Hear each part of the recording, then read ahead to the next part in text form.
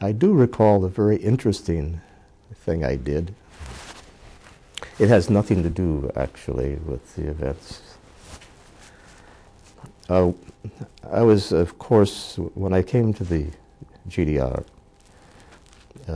like every ambassador, I would like to have seen some progress in our bilateral relationship, and there was no interest at all in Washington. There were sort of initial steps to try and eliminate some of the problems with Jewish reparations and other things. They wanted most favored nation treatment and things like that. Anyway, there were limited possibilities, so right after I arrived, it was coming towards the holiday season. And I did something that we had done in other countries, and I went over to the PX and got a number of butterball turkeys. I sent one to Honecker, and I sent one to Fischer, and one to Willi Stoff. And I didn't hear a thing in return. On New Year's Day, they traditionally had a reception for the diplomatic corps.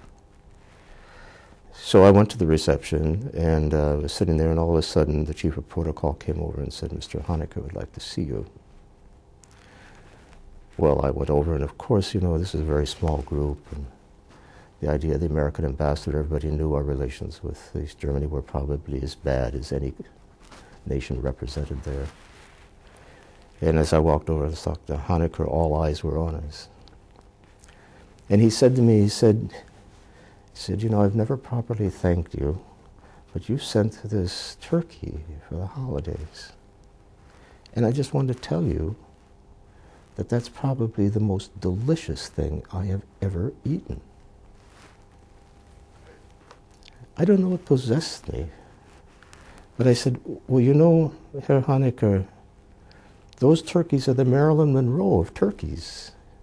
You know, they're all breasts, and they're beautiful." And he broke into laughter. Well, you know, the whole area was very, very silent at that time. And then he added something that I thought was really quite enlightening. He said, "You know, the problem I had is the bird was too big for my oven in my residence. And I had to send it down to that restaurant in Gendarmenmarkt. I don't know what the name of that restaurant was anymore, but I think it was the biggest one, to have it cooked." He said, "But it was worth it." Now, for some reason, that little incident is still very much in my mind. I mean, I don't think I'd ever seen Honecker laugh before. I mean, he wasn't an outrageously unpleasant man. I mean, he was of that character at that time.